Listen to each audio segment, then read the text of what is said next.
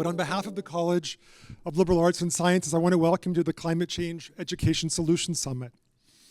First, I would like to begin by recognizing the people of the three fires, the Ojibwa, Ottawa, and Potawatomi peoples on whose land we are gathered today. The Three Fires people are indigenous to this land, which means that this is their ancestral territory. Every university in this country was built on indigenous land. We conduct land acknowledgements as a reminder of the histories, teachings, traditions, and lives of the first people who originated here, who live here still, and who tend to Mishkiki, land, earth, always. Okay, thank you so much for being here today. It's an honor to be a part of this Climate Change Education Solutions Summit and to witness so many change makers in action. This summit began in 2019 with the support from the College of Liberal Arts and Sciences and the Regional Math and Science Center, and it's exciting to see how this event has expanded over the years. And really thanks to the work that Elena Lubimtseva has done, and also to Brian and the others on the committee. This is really, I can remember when this started. My wife attended the first session here 5 years ago, and I think it's wonderful that it's continued and has grown. This summit exemplifies the multidisciplinary collaboration that is core to a liberal education. It highlights the ways in which our faculty and staff work with our students and community members to elevate the teaching, scholarship, and research Grand Valley is undertaking in disciplines related to the climate crisis. Recently, we hired 2 clusters of faculty to work together to coordinate research and teaching around environmental issues. The Environmental and Aquatic Restoration and Sustainability Cluster, whose members started last year. They have already been awarded a $241,000 grant from the National Science Foundation, and they continue to look to create long-term research opportunities for graduate and undergraduate students and to achieve additional National Science Foundation funding. We've also hired a new director of the Annis Water Resources Institute. Stuart Jones is a well-regarded scholar and teacher coming to us from Notre Dame. He'll start in January, and I imagine that he'll be here next year. Our Humanities and Arts cluster, focused on society, technology, and the environment, is beginning its work this semester. This interdisciplinary team is currently focusing on cohort building and identifying potential projects and partners, both internal to and external to Grand Valley. Experiential learning is a strength of the College of Liberal Arts and Sciences across Grand Valley.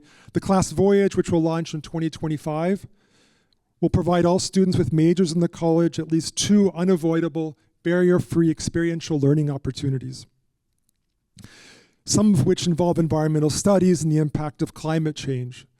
This fall, faculty in class are submitting program proposals for 2 new programs, one in climate science and another in environmental science. We're really excited about that.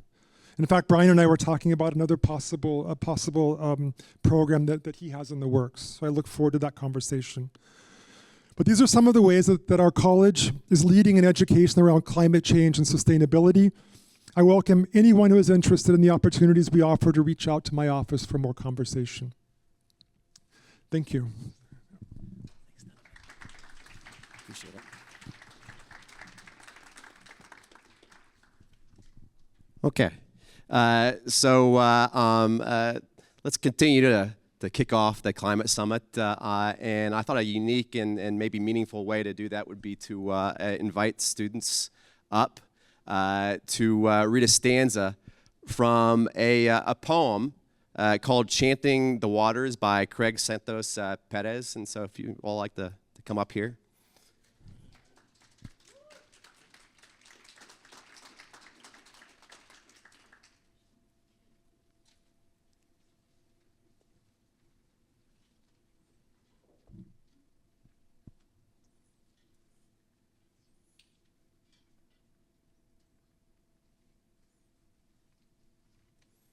Okay, great. So I'll start off by reading the poem, but before I read the poem, I just want to say that this poem comes from the Chamorro poet Craig Santos Perez's Habitat Threshold. He is originally from Guam, and he teaches at the University of Hawaii right now in their creative writing program. And I'm teaching this particular poem in English 382, Literature and the Environment. And when we taught it, when we read it and thought about it together earlier on this semester, something struck me that this would be an ideal poem to read at this particular climate summit. Why? Because this climate summit is an opportunity to be able to think very seriously about the food, water, energy nexus in relation to the climate crisis. And I think you'll, if you listen, you'll realize that these different themes are, richly and intricately and complexly interconnected within the poem. So here we go. Chanting the waters for the Standing Rock Sioux tribe and water protectors around the world. Say, water is, because our bodies are 60% water, because my wife labored for 24 hours through contracting waves, because water breaks forth from shifting tectonic plates. Say water is, because amniotic fluid is 90% water, because she breathed and breathed and breathed, because our lungs are 80% water, because our daughter crowned like a new island. Say, water is, because we tell creation stories about water, because our language flows from water, because our words are islands writ on water, because it takes more than 3 gallons of water to make a single sheet of paper. Say, water is, because water is the next oil, because 180,000 miles of U.S. oil pipelines leak every day, because we wage war over gods and water and oil. Say, water is, because our planet is 70% water, because only 3% of global water is fresh water, because it takes 2 gallons of water to refine 1 gallon of gasoline, because it takes 22 gallons of water to make a pound of plastic, because it takes 660 gallons of water to make 1 hamburger, because it takes 3,000 gallons to make 1 smartphone, because the American water footprint is 2,000 gallons a day. Say water is, because 1 billion people lack access to drinking water, because women and children walk 4 miles every day to gather clean water and deliver it home. Say water is, because our bones are 30% water, because if you lose 5% of your body's water, you become feverish, because if you lose 10% of your body's water, you become immobile, because our bodies won't survive a week without water. Say water is, because corporations privatize, dam, and bottle our waters, because plantations divert our waters, because animal slaughterhouses consume our waters, because pesticides, chemicals, lead, and waste poison our waters. Say water is, because they bring their bulldozers and drills and drones, because we bring our feathers and lay in sage and shells and canoes and hashtags and totems, because they call us savages and primitive and riot, because we bring our treaties and the Declaration of the Rights of Indigenous People, because they bring their banks and politicians and dogs and paychecks and pepper spray and bullets, because we bring our songs and schools and prayers and chants and ceremonies, because we say stop, keep the oil in the ground, because they say shut up and vanish, because we are not moving, because they bring their police and private militia, because we bring all our relations and all our generations and all our live streams. Say, water is, because our drumming sounds like rain after drought, echoing against taut skin, because our skin is 60% water. Say, water is, because every year millions of children die from waterborne diseases, because every day thousands of children die from waterborne diseases, because by the end of this poem, 5 children will die from waterborne diseases. Say water is, because our daughter loves playing in the ocean. Because someday she'll ask, where does the ocean end? Because we'll point to the dilating horizon. Say water is, because our eyes are 95% water. Because we'll tell her ocean has no end. Because sky and clouds lift ocean. Because mountains embrace ocean into blessings of rain. Because ocean, sky, rain fills aquifers and lakes. Because ocean, sky, rain, lake flows into the Missouri River. Because ocean, sky, rain, lake, river returns to the Pacific and connects us to our cousins at Standing Rock. Because our blood is 90% water. Say, water is, because our hearts are 75% water. Because I'll teach our daughter my people's word for water. Hanum, hanum, hanum. So the sound of water will always carry her home. Say, water is, water is, water is.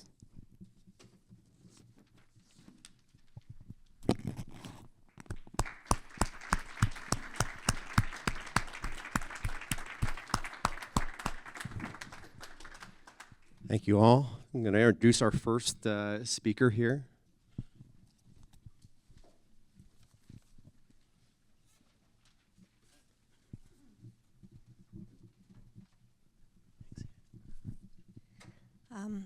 So my name is Anne Caillot, and I teach a seminar, a freshman seminar specifically on food, and we look at issues of equity and sustainability.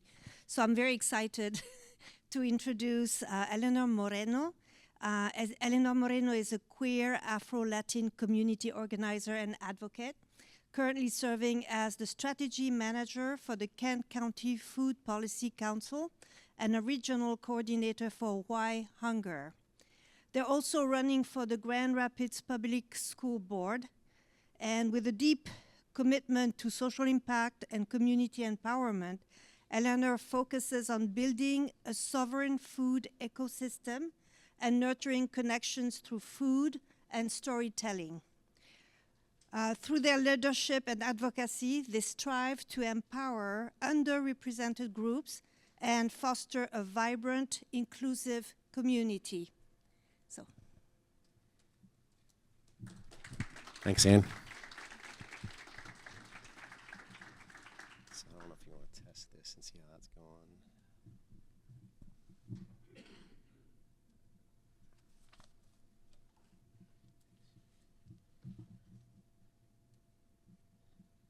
If you want, you can use this.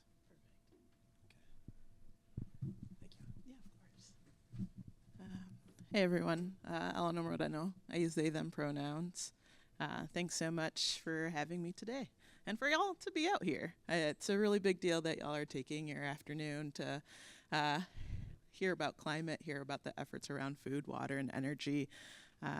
It really does mean a lot when you decide to show up and commit your time to be here and listen and learn. So I just want to hold some space here. I want to offer a slight warning here on some of the language I'm going to use. Creating space to talk about racism, to talk about our history, to talk about how that's impacted kind of where we are now. It's so important that we make space to recognize where we came from, where we are, and where we're going. So again, just wanting to offer that warning as I dive deep in.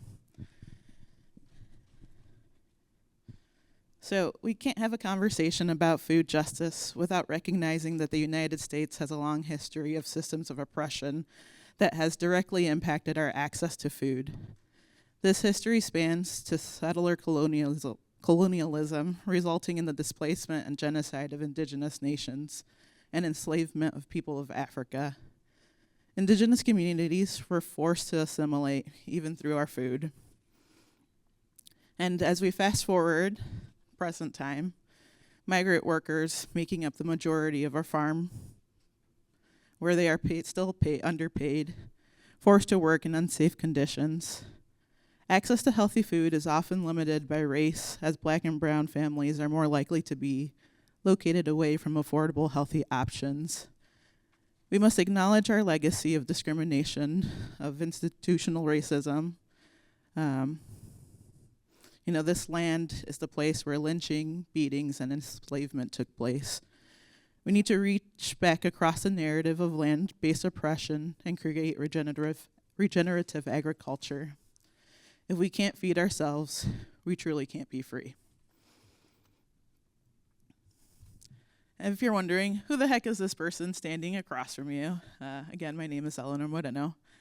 I think sometimes I just come up from a place of curiosity.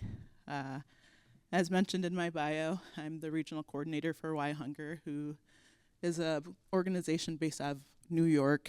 They do a lot of global food work based around indigenous sovereignty and black sovereignty. And I'm one of 2 people in our Midwest region who get to talk about whatever that is in our communities. This spring, we were in Oneida Nations here across the lake, working to support their heirloom corn, their white corn, to do some seed saving and bringing that back into fruition as part of their practice. When I'm here at home, I live in Grand Rapids, but I'm originally from Chicago. I like to call myself a chicken tender. I have 5 chickens with no names. They're just kind of chickens in my backyard. I grow corn because that's a way for me to connect back to my culture and my ancestors who were seed keepers. I have a wife and a dog who I like to dress up as a chicken, of all things. So you can see Carl here in the corner. Love that guy. He really does just kind of bear with me. But growing food for me, again, is just a connection back to my family. It's a connection back to my roots. We all eat food, as I see some of you still eating some snacks. I love talking about food, and hopefully you do too. It's a way to kind of continue to bridge, not only through conversation, but sharing recipes. One of the first memories we think about when we're thinking about back home is that recipe that from your grandmother, that meal, or that reminder of your mom in the kitchen. And so food is a kind of foundational thing across all cultures, and is a really simple bridger. So my other role, in the daytime when I'm not hanging out with y'all, I'm also the strategy manager for the Food Policy Council. And the Food Policy Council exists to strengthen and grow our local good food system. And I don't know how much y'all know about food policy councils, but the structure around that, we do have staff, but really it is community driven. And so we have 18 seated members, one of which is in the crowd right now. So I just want to create a little bit of space to give some recognition to one of our council members who also used to be our co-chair, Crystal Tensel, who's also an employee here of Grand Valley. Crystal's waving. Thanks, Crystal.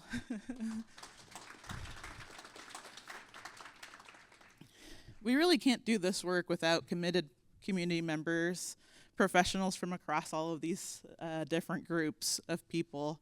It does take all of us. We all have unique skills, talents, relationships to do this work.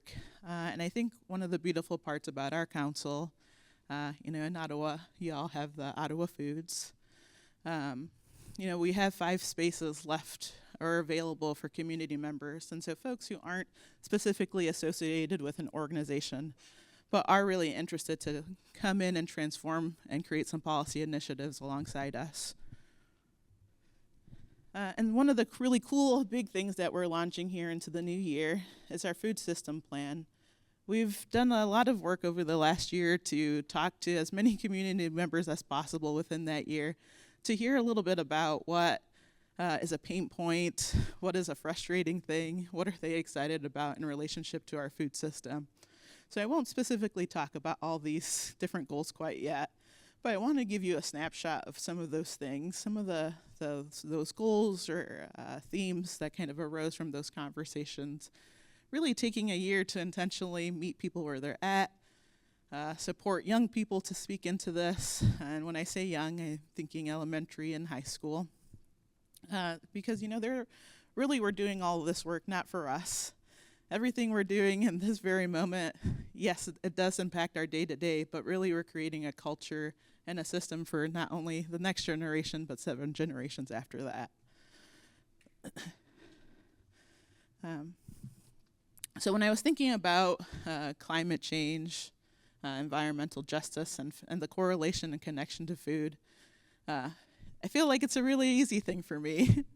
And so I'm going to connect our goals that I was talking about for our food system plan and then thinking a little bit about climate change.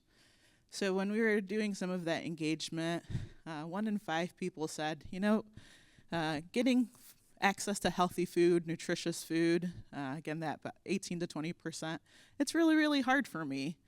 And so when we're thinking about a goal around ensuring access to healthy food, we're really looking at the affordability of food. We're really looking at where are there spaces to have a community garden, where are there spaces to do urban agriculture, how are folks being able to access transportation. And so we've been working really, really hard to not only talk to community, but talk to other institutions who are doing this data, who are also gathering information to figure out where is our role in this work. And then we have goal 2 around investing in a thriving local food systems. How are we supporting our farmers? How are we supporting workforce development? How are we building that demand for locally grown foods? And I don't know how often y'all drive back to Grand Rapids or to other cities around here, but y'all are surrounded by a lot of agriculture. But every day, every year, we're losing farmers at a really fast rate. And that work is really hard, and no one wants to pick it up. And the folks that do want to pick it up are usually folks who do monocrop farm or cash crop farming. So they're usually saying, hey, we're going to keep this as farmland, but we're only going to grow soy, or we're only going to grow corn. And that's well and good when we're thinking about money, but that's actually not really good for the earth. We really need those small farmers who are doing that regenerative practices and are caring for the land and caring for the earth. And so we're really invested to think about how do we create a space where new and emerging farmers are excited about it, feel like they can thrive out of it, and are finding success in it. Our third goal is around reducing food waste and related solid waste. And I'm talking a lot about Kent County because that's kind of where we're kind of housed. But in Kent County, we have 1 landfill, and then the next 30 years, it's going to be full. So in our lifetime, we don't have a full solution quite yet of what's going to happen. We fortunately have an incinerator, but that's not the keen answer when you're thinking about environmental justice or environmental impacts. Having an incinerator, though it does create energy, is actually really, really bad for air quality. And the spaces that air quality affects are usually, and in our case, is affecting a neighborhood that's primarily Latina or Latinx. And again, we're thinking about those environmental injustices. And so we're really interested to explore other composting solutions, partnering with animal farmers and thinking about, is that, another stepping stone? Are there opportunities that, residential homes can also do their own form of composting? Goal 4 is to protect and regenerate our soil, water, land, and I like to add in air because that's also just part of that cyclical system. We really want to preserve a lot of our green space. I was reading the story about a couple months ago that along the lakeshore there's a blueberry farm. It's a 600 plus acres of blueberry farm, and I got really scared. One, because again, like I was saying, farming isn't cute, it's not sexy, it's really laborious. The folks who want to do that know that it doesn't make a lot of money unless you're doing things that aren't kind to the earth, aren't kind to the soil, aren't kind to the air and the water. And so I got really excited thinking about, what if all of us in this room were to commit $10 right now to buy some of that land? What would it look like for us to commit and say, we want this land to continue to be a blueberry farm, or to continue to be something else that we're still, doing good for the earth. And again, we're just really interested, we, the Food Policy Council, are really interested to figure out, how do we ensure that those lands stay farms? How do we ensure that lands stay wetlands? Because I hear there's a trip from that earlier or later on. And so we're really, really interested and excited about that. And lastly, thinking about goal 5, how do we strengthen our food system and coordination and education? There's a lot of us doing all sorts of this kind of work. We're all kind of talking about climate change, environmental justice, food justice, racial justice, and all of those different things are so interconnected. And we really want to advocate for institutions like Grand Valley, cities like Grand Rapids, Kent County, Ottawa County, to really think about what their role is and the impact of this. How are we supporting some of those organizations I listed to continue to do their work? This work isn't easy. It takes money. We all got bills. And so we're really interested to figure out how do we slowly push the needle to support institutions to kind of get past that hump and really look into, their investment into this work. Because again, though we're all in the room learning this, how are our institutions also committed to this work? And so I have a lot of calls to action for you today. So this is a really, really long list, so bear with me. So, can everyone raise your hand? Who likes cooking their food? Who's like, woo, I love cooking my food? Who feels like they have time to cook their food? That's the real question. So can we all commit to saying 3 times a week we commit to cook our own food? I know it sounds like a lot, because I know we don't have enough time. We're coming and learning about things. We're showing up during our lunch to be in meetings like this. But I think if we did some collective cooking, some collective chopping of onions together, what kind of impact can we do that together?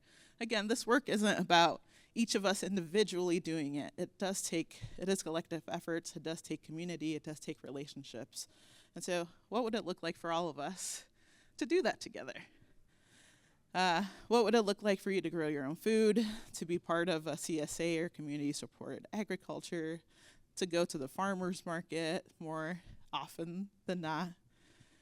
How can you commit to continue to learn and unlearn?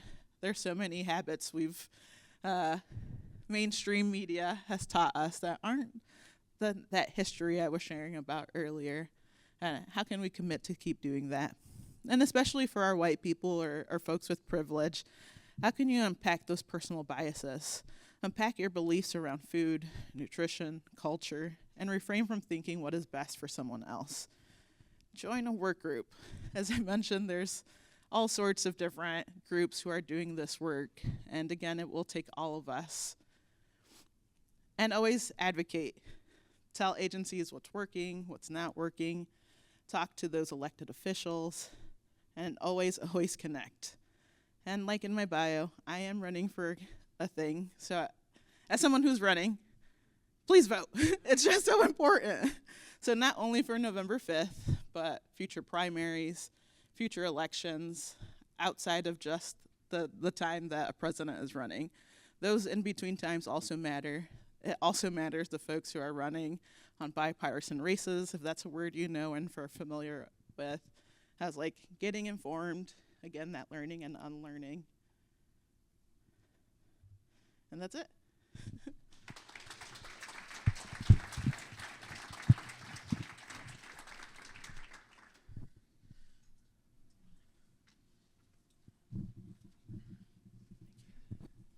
Thanks so much. Great job. Okay, so I'd like to invite Meg Waller-Scar to come up and introduce our next speaker.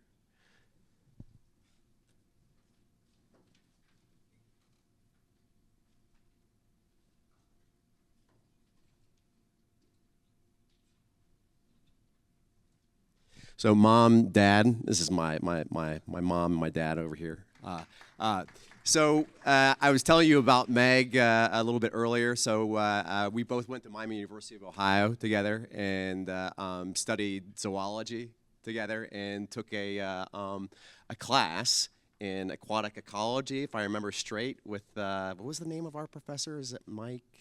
Isn't he? Fanny. Yeah, and he's going to be coming to speak next semester. Is that right, here at GVSU? Yeah.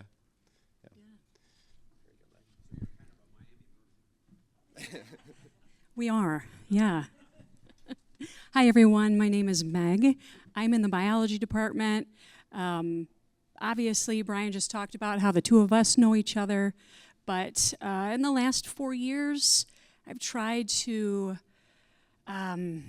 focus a lot of my energy on trying to decolonize the space, on trying to diversify biology, on trying to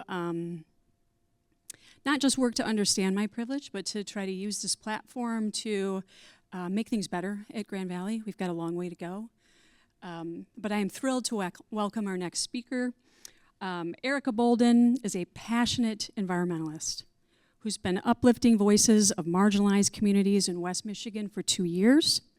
As a climate justice organizer with the Urban Core Collective, she cultivates organic relationships within Grand Rapids and hopes to lessen the divide between frontline communities and the representatives who are responsible for assisting them with gaining access to a healthy, sustainable future.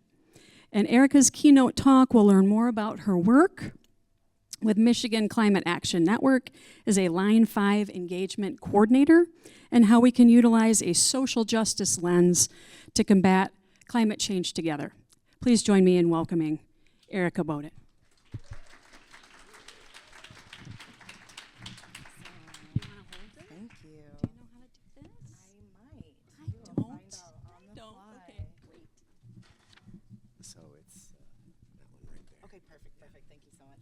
All right, hello everyone. What an honor it is to be speaking to you all. One of the things I enjoy most is being able to be in rooms like this because we all have the same idea, right? Most of us understand the climate issue in the same way.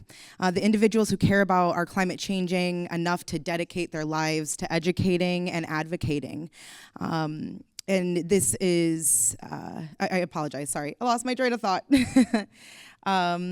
Yeah, so pretty much let me start over. I apologize. I got a little nervous there. But I'm the Line 5 Engagement Coordinator with Michigan Climate Action Network, and that's why I'm here to speak to you today. As mentioned, I also do lots of work in my community in Grand Rapids as a climate justice organizer. So essentially what I'm doing all day is assisting and highlighting some of the things that folks face when they are closest to the worst of our climate impacts. So I will start off with a video presentation. Line 5 is a little bit loaded, and I'm going to be honest, it's not always the easiest thing to talk about. So I will just start off with our presentation, and then we'll get a little bit more into some details.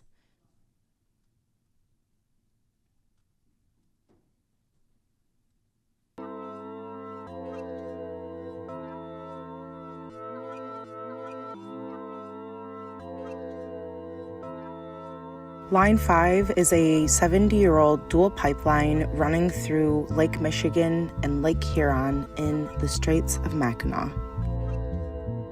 The Straits are essential fishing grounds for Anishinaabe tribes in Michigan, and they are reserved to the tribes in perpetuity in treaties with the U.S. The dual pipelines crossing the Straits have been damaged by multiple anchor strikes, routinely lose required supports, and have been bent by the enormous currents in the Straits. There have been 35 documented spills on Line 5, totaling over 1 million gallons since 1968. Line 5 carries nearly 23 million gallons of crude oil and natural gas liquids daily, with only 5 to 10% of the product carried being used in Michigan. It defies a shutdown order placed by Governor Gretchen Whitmer nearly 3 years ago. In 1991, Enbridge was responsible for the 1.7 million gallons of crude oil spilled in Grand Rapids, Minnesota. Line 3 ruptured, gushing onto the frozen Prairie River, missing the Mississippi River by a mere 2 miles. In 2010, Enbridge spilled 1.2 million gallons of tar sands oil into the Kalamazoo River after claiming Line 6B pipeline was safe. These 2 spills are on record as the worst inland oil spill.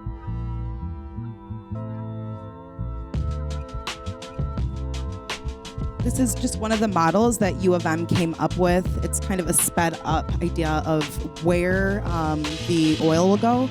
So the near surface is the red, mid depth is the yellow, and then near bottom is the blue. Kind of just showing how quickly oil will disperse.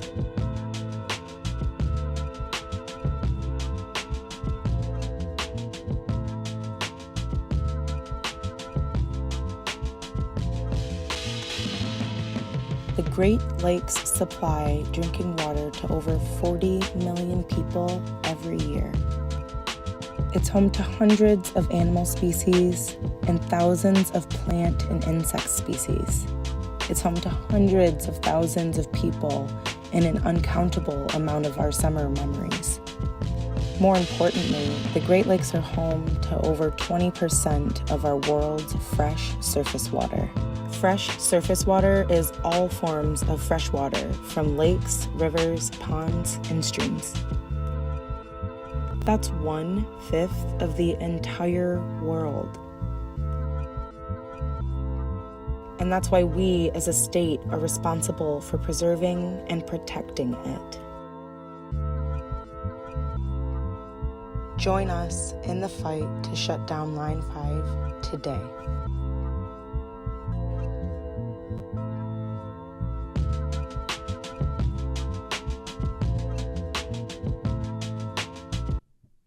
All right. I wish Line 5 was a little bit more fun to talk about. It is super heavy stuff, which is why I put the super dramatic music along with my video. But it is super helpful for you to understand the background, right? So we understand that pipelines are all over our country. We understand that it is currently something that we rely on heavy to get our resources from where we need to go. We need them to be. But I can't explain all of this to you in a 3-minute video or a 15-minute presentation. And in fact, something I didn't even mention is that there's a 12-mile stretch of this eroding pipeline in the Bad River Band of Lake Superior, Chippewa in Wisconsin. So these impacts are so much larger than we can really understand and conceptualize, but when I personally think about the Great Lakes, I have a huge tie to that, which is why I put those photos in there and why I like to make emphasis on that. So as much as it is Enbridge's responsibility, it is the allowance of their behavior that reinforces them. It's our government that is founded in colonialism, manifest destiny, and ignoring the existing infrastructure that Indigenous people created before we landed here. It's the powers that be that decided the chiefs and water protectors governing their land were not fit. There were respected treaties in place before Michigan even became a state, and stepping in has caused Great Lakes great destruction. Unfortunately, to this day, many of our elected and appointed officials are continuing on that same path. And I just want to say, I love that you started with the poem that you did. I think it's a really great way of showing how Indigenous people really see our land, ourselves, and in being a piece of nature. So just really, really loved that. So the Michigan Public Service Commission, actually the ones who continue to increase our rates from DTE and Consumers Energy, they have approved a proposed tunnel project that is supposed to replace the current tunnel. So what they are planning to do is to drill into the bedrock of the land around where the tunnel currently is and put a permanent pipeline into our ground. The first thing that I think about is how it's a 6-year construction project that would be permanent for the rest of our lives, but also the flora and the fauna, what the experience is going to be for those animals around, for the plant life around, and how we can sustain that moving forward. It's also frustrating because we have plans and goals not only as a state, but also as a country and globally to move away from the use of fossil fuels. This will be woven into the legacy of Michigan if it follows through, and that's why something that Michigan Climate Action Network is appealing along with the Environmental Law and Policy Center. And that's something that we're going to join you or have you join us in the month to come in signing a petition to join us for that, because it is our voices that are going to highlight the true impacts that we are facing, right? So luckily there are solutions. There are lots of ways that you can invest in systems that support the voices that we want to uplift. We can decide as individuals that lived experience is enough data, that if someone says they are in need, we support a solution that best fits their needs. We know climate change isn't one size fit all, though I do believe there is an algorithm. There's a process in which we can follow to combat climate change, just as there is a process that we took to getting here, and we continue to further perpetuate that. The closer we get to this irreversible change, the closer we all get to the front line. We are all one moment away from being struck from the disasters that we are watching from the comfort of our living rooms. You and I alone cannot undo the past of these hundreds of years of fracking and drilling and soil depletion, redlining, and lack of proper investment. We are not responsible for the damage that is done from our past generations, but we are responsible for the path we pave for future generations to come. And this is something that Indigenous communities often live by. We can appreciate, replicate sustainable practices from them, and not just recognize them on Indigenous Peoples Day or when we talk about Line 5. We can do better by inviting them into these spaces, asking them to facilitate conversations of growth and how we can better support their needs. And we can do that all with a little less Amazon packages. As we acquire land, choose our work paths, and gain agency over our decisions, it's our responsibility to recognize our need to bring nurture back to nature and to devote ourselves to aiding and healing the redemption in the land that the people it belongs to. And I want to just kind of give a little shout out. My whole little hub is right back here. So if you look there, that's Denise, Elise, and Nancy. Those are some of my colleagues. I also have a lot of unofficial colleagues here, official colleagues. And we're all in it on the same goal. So this is a really great place to get connected. I will say, and I know this is kind of like a baseline action item, but voting, you guys. Voting is huge this year. There are voter guides that you can access through MyCan. We have a voter guide, and you can see how some of your candidates are responding on very specific priorities to this community. You can see the lack of responses on the Line 5 question we have. And you can also check out UCC's voter guide, which is the other organization that I work with. So today I would tell you, go out and vote, make sure that you're voting informed. And then on our website, which is something that we can give you access to, there are lots of action items you can take. Right now, we are asking for folks to call their representatives and leave messages. So call them, leave them messages, tell them that you care about these things. Honestly, even if it's not Line 5, call them and tell them what you care about. Because these things are on record, and it is their job and duty to follow through, but it's our responsibility to hold them accountable to doing those things. So that is all I have.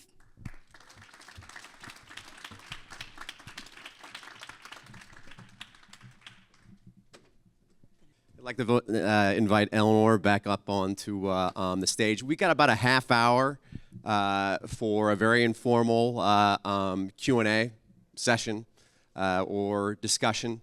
And so if anybody has questions, just raise their hand, and you can come. I'll come to you with the mic, and you can ask it. And let me get this other mic up here. Make sure this works. Hello, hello. Okay, this works. Okay, yeah. So questions, thoughts, comments?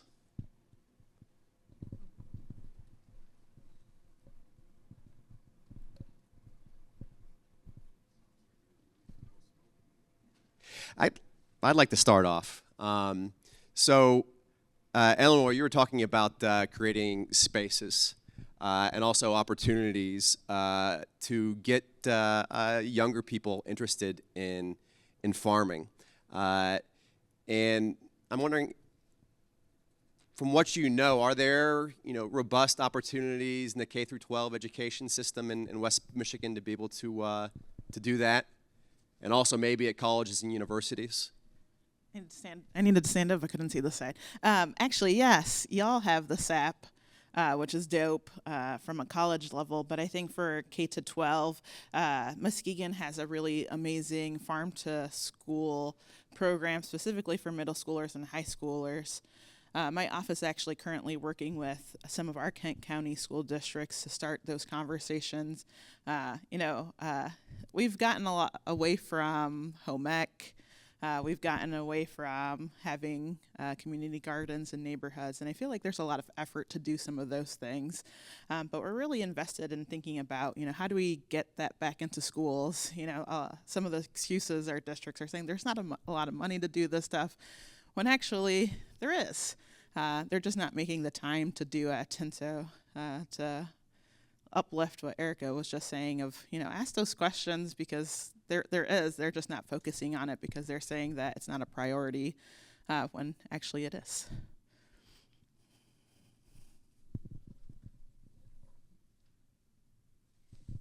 And I'll just add to that, some folks that I've had the opportunity to meet and work with over the past few months, a lot of you know about them. It's Groundswell.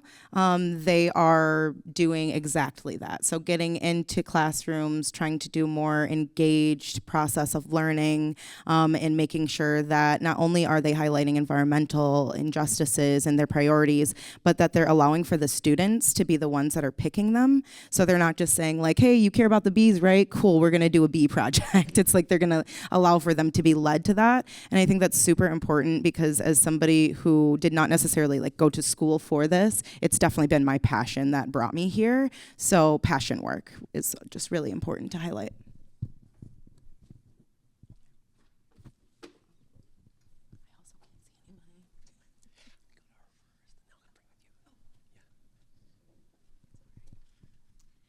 I just want to also say that Hope Gardens in Kent County also does work with K-12 schools. They put gardens in elementary and middle school, like Godfrey Lee. That was the first one that comes to my mind. But they do regenerative gardening, and it's a fabulous program. If you want to Google it, they do a wonderful work in the community with schools to show students where food is really coming from and how to grow it. It's really quite astonishing. So I urge you to go check that out. Thanks, Diane. Heather Moody. Hi, this question is for Erica. I see you in a lot of different places and organizations. How do you see your work overlapping between Line 5, the Urban Core Collective, Roosevelt Park, and other groups you're involved with? Yeah, absolutely. I am in a lot of places, and I love it. So some of the organizations that I'm with here, I will also stand up. So some of the organizations and initiatives that I'm with would be C4, the Community Collaboration on Climate Change. Some of my people are in the front of the room here. I also work with Urban Core Collective as a climate justice organizer. That's where you're talking about the Sharpen initiative, which is safe and healthy Roosevelt Park neighborhood. And they have a large amount of truck traffic. I know you know this.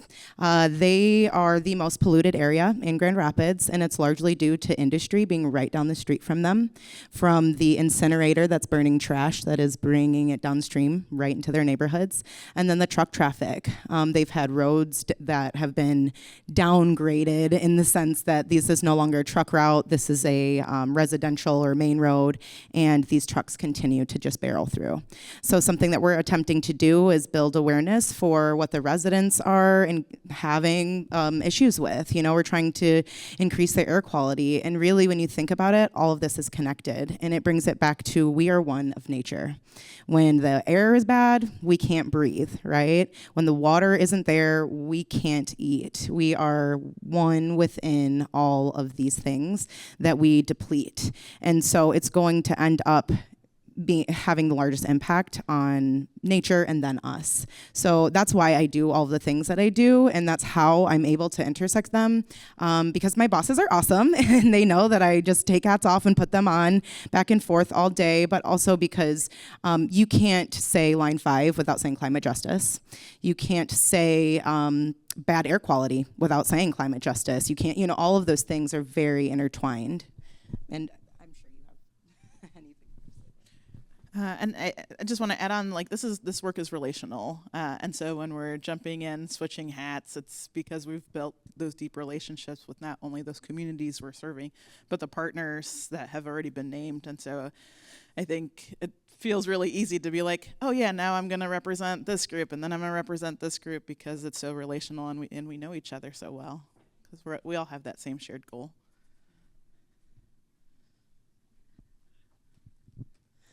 Hello. Thank you both for all the work that you're doing. It sounds wonderful and amazing. So my question is, as far as the school board goes and those type of conversations that you were mentioning earlier to create those inclusive spaces, especially for our youth, but how about any conversations about being inclusive, about our parents being a part of those conversations, more than just them sitting and taking surveys, and they take the surveys, but are they getting the feedback? Are they invited to sit at the table and be a part of those conversations? This is our children, so we should have a say so. So I was just wondering, like, are those conversations being had to make sure that parents are a part of the conversation every step of the way? Or is it just like school staff and board members and that's a part of that conversation? Yeah, that's a really good question, and I think there's like a tension there of like how do we give space to young people? I feel like a lot of our young people know what they want, know what they need to a certain extent. There's a boundary there, and of course we need to engage the parent to say, hey, is this cool? Is this cool? And I think, at least with the farm to school work, where I'm really interested in investing in, is kind of thinking through some of those strategies. How can we get our youth or our scholars to say, hey, this is what I want to see in my school? I feel like as adults, or even our parents, we have these aspirations for our own community, but the young people are the ones who are in the school. They're the ones who are going to be excited or not excited about something. So I can't, as much as I want to invite parents into that space, there are maybe not as a lot of open spaces. And so to your question, yes, I think what I hope that we get to is that we're curating spaces so parents can come outside of the board meeting. So board meetings in their current structure don't allow conversation. It's just a space for them to come say, hey, this sucks, and there's no response. And as well and good as it is that we can, make note of that, that we're not having that authentic relationship, we're not creating a space that we can, just chat it out. So then there's that like transparency conversation. And so I think I'm really interested to figure out how do we keep doing that, because that's the model that I don't think it's going to change, unfortunately. But can we also curate a space that we're having that one-on-one relational thing, so then I can aspirationally share out these other things. And then, is Nancy still here? Nancy's also running for Kent County Commissioner, and so, yeah. So there's a lot of us who are running to try to take up more space, because voices like us are needed in there. And I really appreciate Nancy's platform, because she's representing or running for my neighborhood, and I value people that look like me to kind of hold more space there, because I feel like we've been going to these meetings, we've been asking for the same things over and again. We want to see that change, and so I feel this is almost an opportune time that there's so many people of color, especially, who are running and are like, hey, now is our time. It's Victoria. We have a question from Victoria here. Hi, how are you? The Line 5 video, like, that stuff never gets easier to see, and every time it just makes me kind of like tear up. I'm sorry. So in this work that feels like so overwhelming and so like doomsday-y, how do you hold space for that professionally, but also like within your communities, and just be hopeful, I guess? Yeah, thank you for being vulnerable. I think that's a really good place to start, right? Be vulnerable. Tell people this sucks and it's hard to deal with. I think the more that we pretend like it isn't, or that we don't have an emotional response, the less that we can, the less humanized this experience is, right? It is so real that you're feeling that way. I don't know where I compartmentalize it. I think it's coupled with frustration, which doesn't allow for me to get too sad, but it wants me to activate. And I think that's a huge part of activism, is being angry about something. Most people who are out there are mad. And that anger comes from the emotional response that we're having. The other bit of that you mentioned, which is something that I just really love, and I personally have not found a solution to, is cultivating those spaces where we can all do that.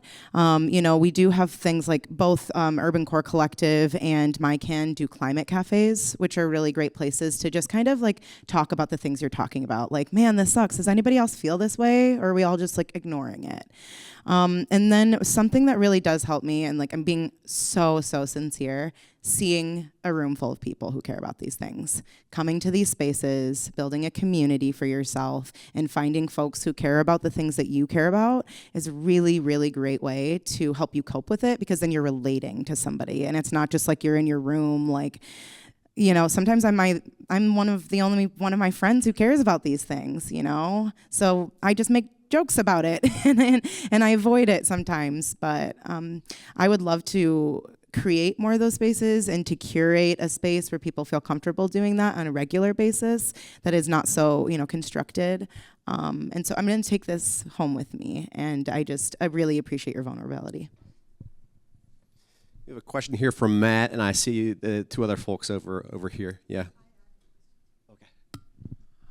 So we were talking about like getting kids interested in farming, but like I know when I was going into college and stuff like that, economic concerns are a huge part of like considering where you're going to go for a career.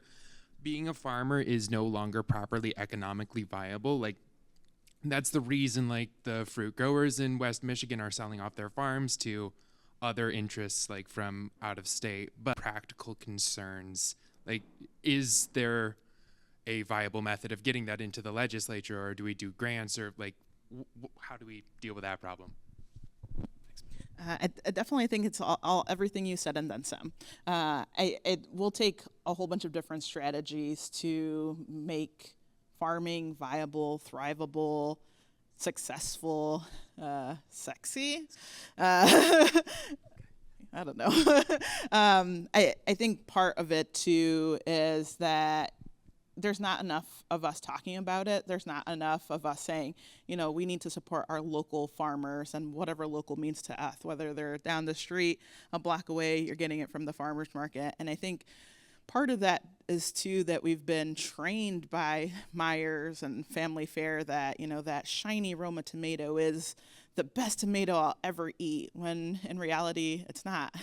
It has a wax usually, the glossiness comes from other chemicals, but that's what we've been trained to say, that's the type of tomato we want and we need and everyone should buy. And when we think about a yellow or a purple heirloom tomato, that's not usually something our Myers or our Family Fares are selling. And so how do we have to, again, that unlearning and learning I was talking about earlier, how do we start shifting that mindset a little bit to say, okay, now I really want to invest and I'm going to go to the farmer's market, I'm going to go to the farmers down the street, and that's my own commitment to learn and practice that for myself. Because then we're seeing a shift in some of the buying power that we each individually have. I was like, and I'm using tomatoes as an example, but there's just so many other varieties of product that these big stores are telling us are the right thing. And they're not even from our community. They're from California, they're from Florida, sometimes they're from South America or Central America. And I was like, and so how are we building that closer connection to where our food is actually being grown? And I was like, tomatoes are actually grown all year long here in West Michigan. Greenhouse tomatoes in the winter. Sometimes they're a little bit green, but you just have to let them chill and they'll ripen. So I think that's one component. I think the other component, WEMIAC is actually working on a really cool project right now with a few other partners to support some of those new emerging farms and to provide grants isn't the right language, stipends, let's say stipends is probably a better language, to support some of that capacity building, to look at buying land, especially for new farmers who haven't ever thought about it but are excited about it. You know, we want to make sure that there aren't as many hurdles for them to access those things. And I think to your last part around, you know, can we talk to our legislator? Heck yeah, that's part of our goal 5 for us, for the Food Policy Council, is how do we incentivize some of those local farmers, especially for communities that have been historically marginalized? How do we ensure that they have access to those dollars first, and kind of create that strategy?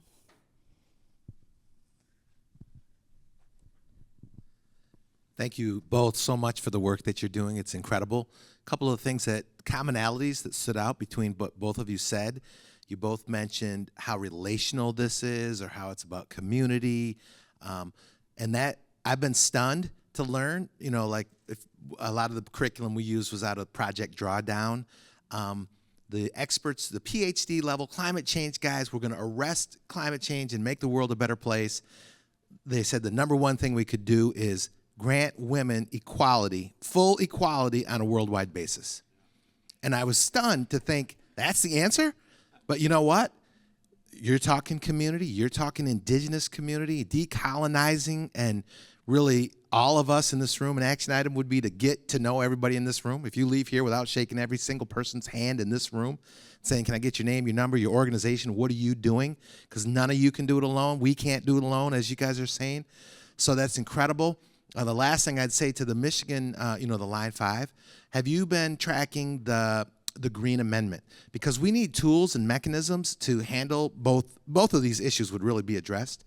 The state of Pennsylvania was being so devastated by fracking, just crushing that community because they're sitting on top of the world's largest deposit of shale oil. And so they're fracking the frack out of that Pennsylvania. And they created what's called the Green Amendment, and they put it into their state constitution.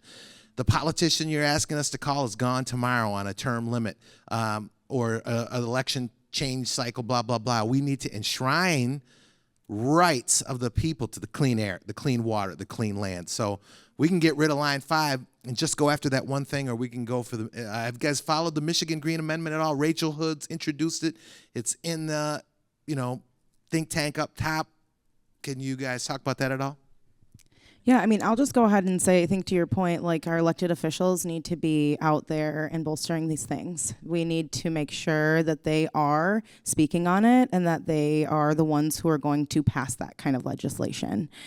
Just as an example, and this is kind of one of my more frustrating points with Line 5, is like 27,000 public comments were made to Michigan Public Service Commission, and they still approved the tunnel.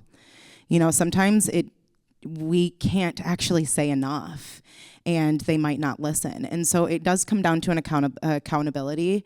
Obviously, we know, living in West Michigan, you don't always know what somebody's full priorities are. We will have politicians, and we will have people come to our events, you know, and it seems like they care about climate, and then they don't vote for our, you know, well-being or our priorities. So I do think that collective power is ideal. You know, when you see 100 people marching together, like we were just at the climate march in Grand Rapids, when you see, you know, 50 people in a commission meeting, they feel that weight, and they see that it's not just Erica who complains about things in this regard, but they see that it's different people from different walks of life. And I think that's part of the reason why Eleanor and I might be so palatable. We look like people who look like everybody, and we as women of color are in these spaces that are allowing for us to all see that the priorities of the folks who are speaking, no matter where they're speaking, are important, right? And so I think the other thing that I just want to tie into was the fact that food and access to it, all of those are so tied to the climate. Using your voice at the school board, at a commission level, at a county or representative level is all going to funnel down to the same place. So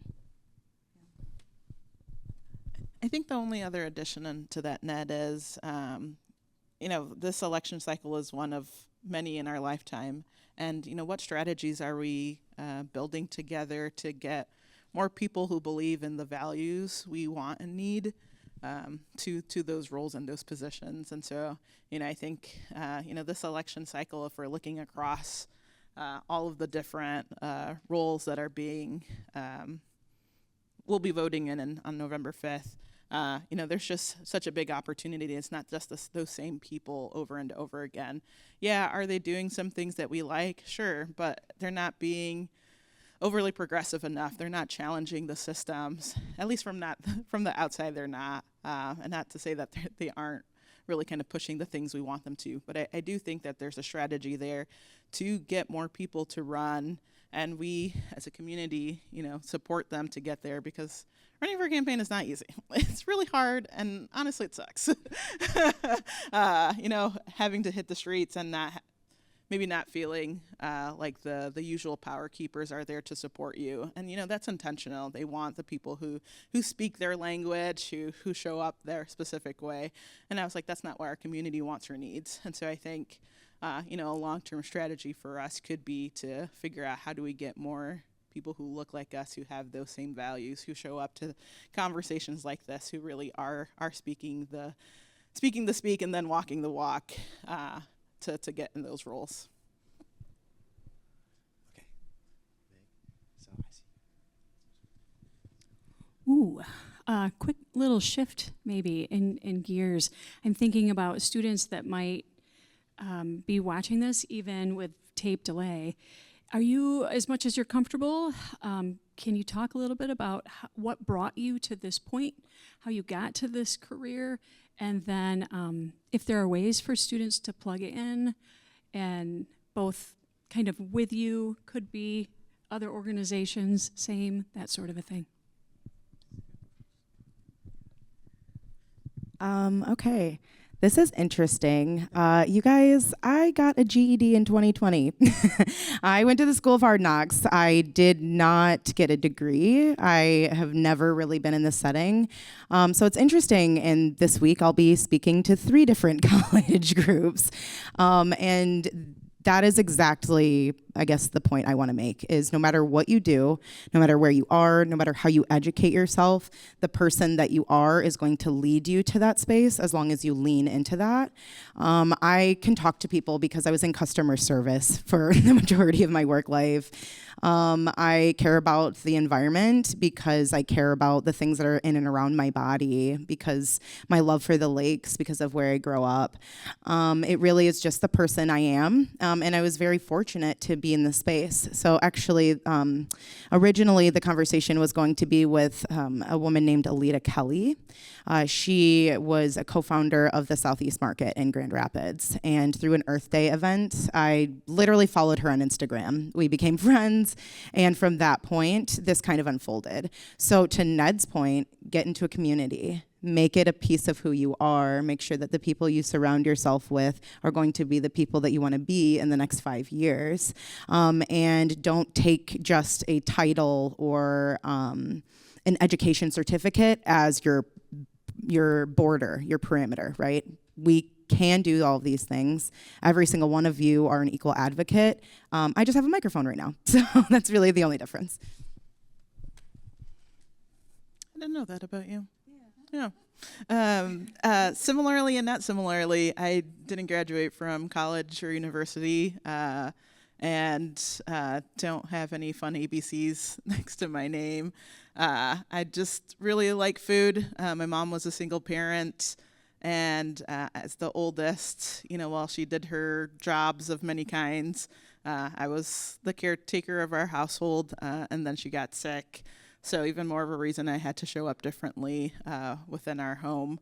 And, my first job was at a tortilla chip factory, working third shift for On the Border. So, I think that was a stepping stone to understanding the behind the scenes or experiencing what our food ecosystem looks like.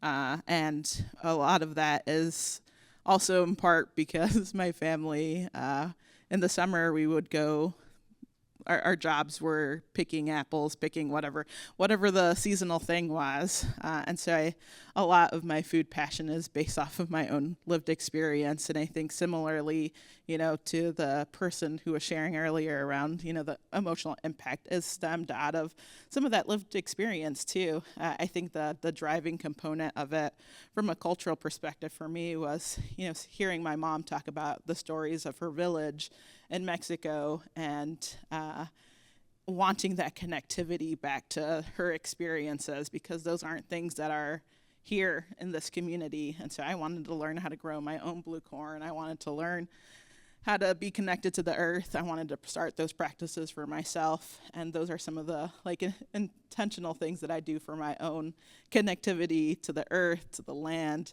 to my ancestors, to my mother's village back in Mexico. And when I think of seeking that connectivity back for myself, I want others to feel as passionate or as excited about that for themselves too. Like, what does it look like to grow a thing from your ancestral lands? I don't know. But aren't you curious about it or interested? And, how can you learn and do that for yourself? And so I think those are some of those driving things for me. Thanks for that question. We have time for a few more questions here. Hi, I'm Nancy Berg, and I actually represent a group here. I was invited. We're Citizens Climate Lobby. And our mission, and maybe you've heard of us before, it's an international group. We have a chapter in every county in Michigan. But we're a volunteer organization, and our mission is to build a climate solution through political will.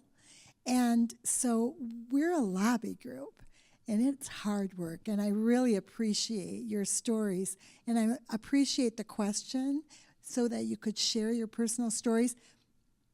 It is one of the training that we go through is to share our climate story. But I have to tell you that with the representatives that we work with here, I'm from Ottawa County, Holland. There's also the Grand Rapids chapter right here that I think Nancy is associated with too. And that climate story just falls on deaf ears when it comes to. So do you have any advice, since you're in that political world? I mean, how do you break through? Right now, our organization is working with community solar projects, and we do all the research, we all do all the right things, but how do you convince? Do you have any suggestions for us? We just go back, knocking on those doors. Anything that you can help us with our mission? I do. Is Nancy in the room? Okay, great. I'm gonna pull her into this too. I'm trying to think of Rashida Tlaib said something about 7 doors. Like, how many times knocking on the door 7 times, and maybe the 8th time they're gonna say, yeah, we're in. And so I think this relational work, this storytelling work takes a lot of trust building, a lot of safety, space creation, holding space for belonging.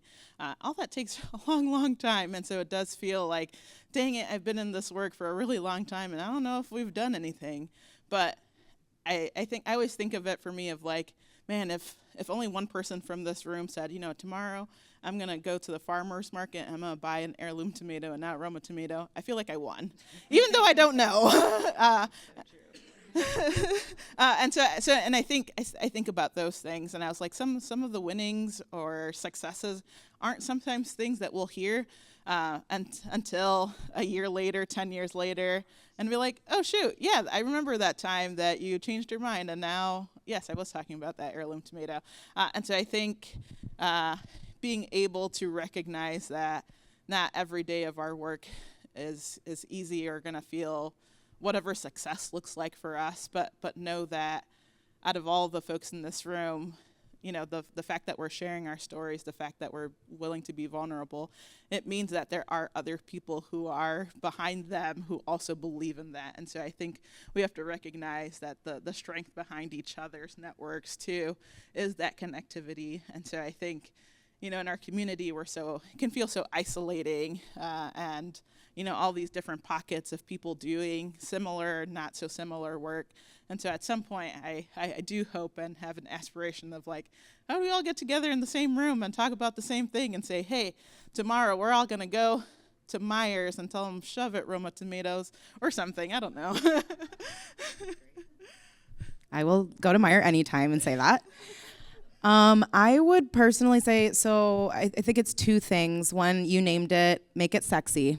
Dude, make it so attractive. And that's something that I'm not trying to make it sexy, but I'm working on making it attractive. I'm working on making this look like something like, oh, I want to do that. So like when I'm riding my bike, because I gave up a vehicle over a year ago, I make it look really cool. I never look like I'm having a bad day on a bike, because that's going to make somebody not want to ride them. So really make it interesting. Nancy just held up a sign in the back. She and I have a podcast. It's called Green Rapids Podcast. And a lot of people seem to like it just from that simple aspect. It's a different idea. It's a different way of telling your story. You can hear from different perspectives. We're professionals, but we're not experts. So we're just kind of learning with you. So make it kind of real. MyCan does climate influencers, all the same, right? So we're not just talking to people who already have these like the climate platform. We're talking to people who have a platform, and then they can go ahead and be like, hey, by the way, friends and family, all the people who follow me, did you know this thing about Line 5? So it's starting to get a little bit more creative in that sense. The last thing I will say is, his name is Marshall Kilgore. He is one of my unofficial colleagues, and he taught me something he learned in school, which is the ethos, logos, and pathos. So there's either going to be ethics behind it, someone is going to, it's going to be the pathological way, or it's going to be the logical way. So you have to figure out who you're speaking to, and then what is going to resonate with them best, what is going to be the thing that makes them tick or think, and then that'll be it. I just had an Uber ride, and he was talking about how he hated roundabouts, and I just casually was like, actually, did you know this, that, and the other thing about a roundabout? And he was like, wow, you really just changed my mind. I did not tell him I was a climate justice organizer. Yeah, I just told him that roundabouts are, more efficient, that they stop idling, that they're safer, they're known to be safer, they're all over the world. But we have a very, very, here in the US, we are tunnel visioned. So just getting into someone's tunnel properly, I think would be the best way to do that.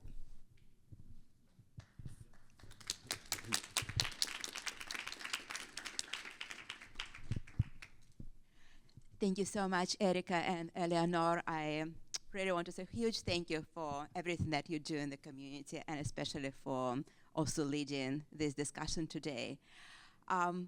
You saw today Grand Valley students, and we saw how passionate they are, and our students definitely want to engage in climate action.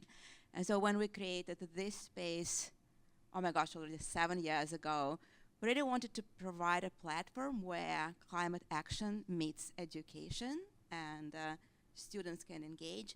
But I was wondering, from your perspective, what is your advice to us, to faculty? And I think we saw today probably more faculty in this room. I think students ran away, but faculty are here. And faculty need your advice, how we can create the space of continuous engagement beyond just one project or one series of presentation, how we can create the space of continuity and genuine collaboration.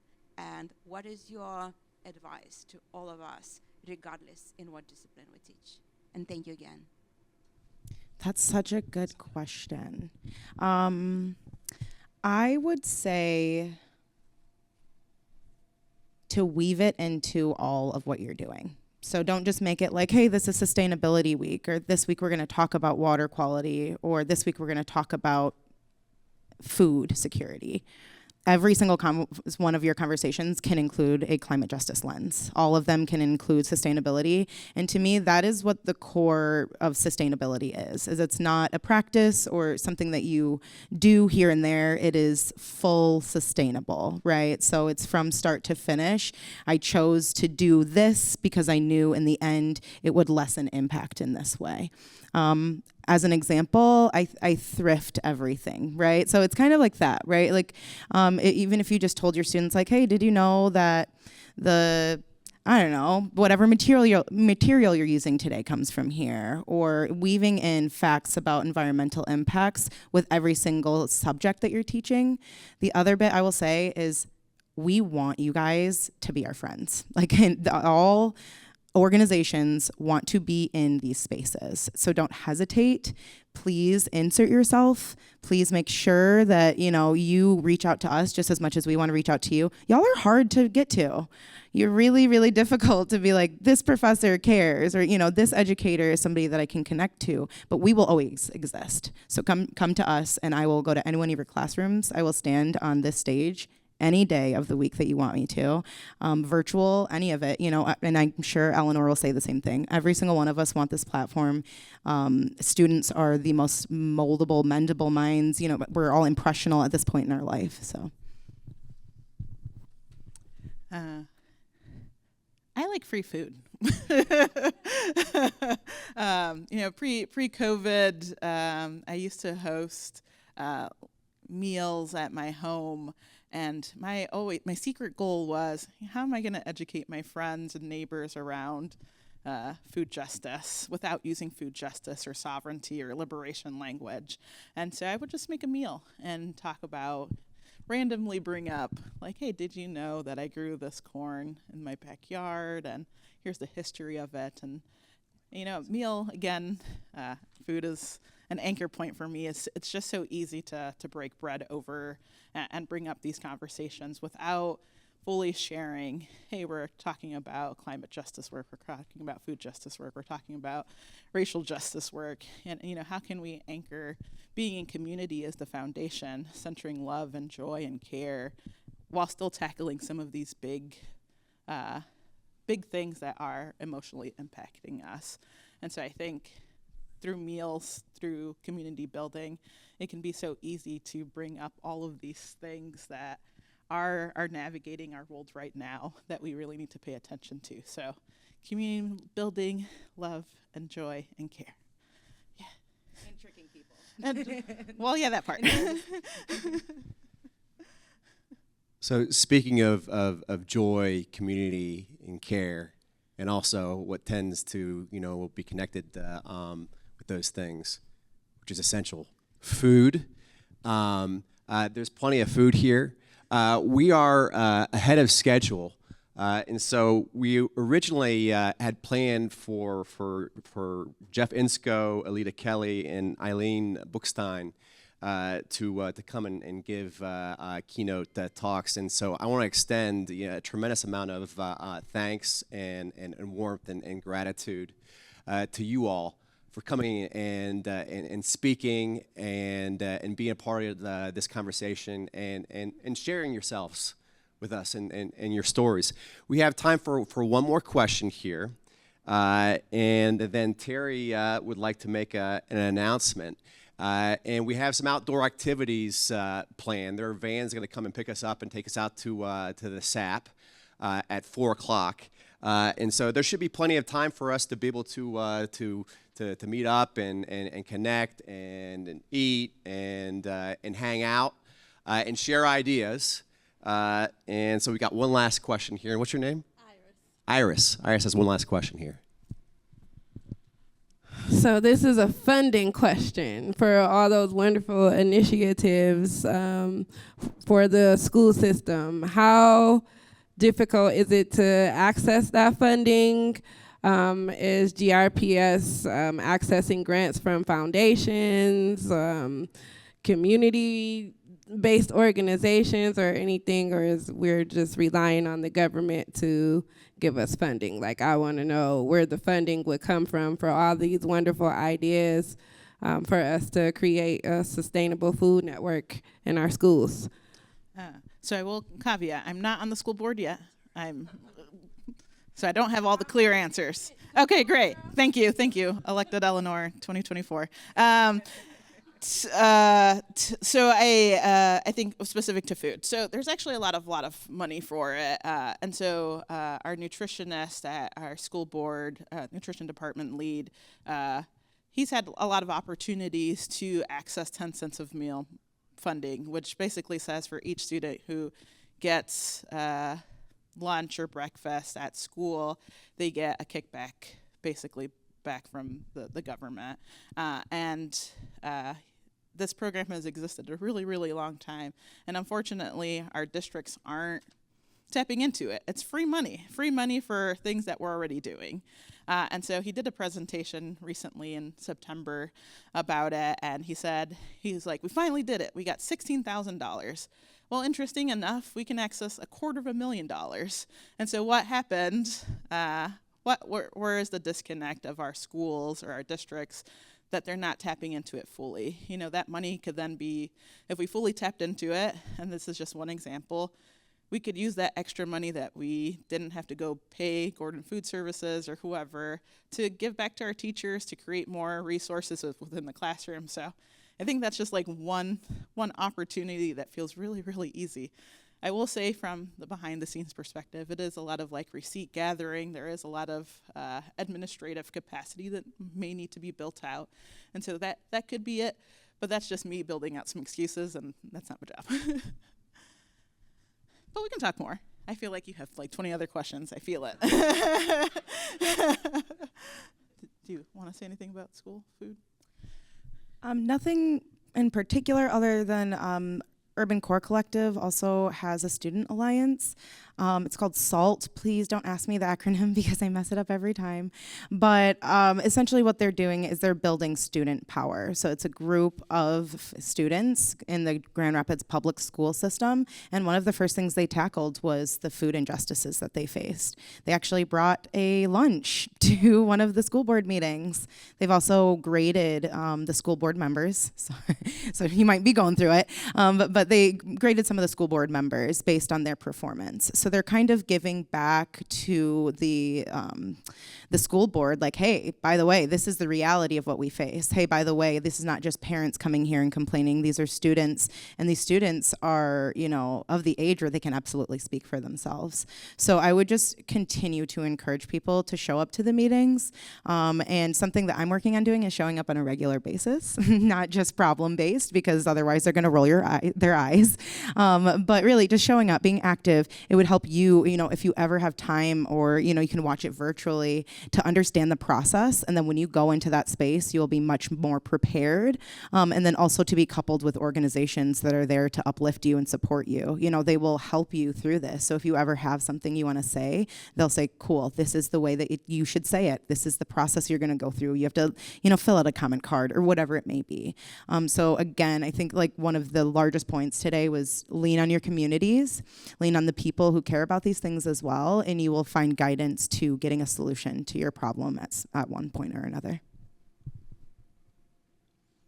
Thanks for your question, and thank you to you both for being here with us today. It's I really can't thank you enough. So let's give it up.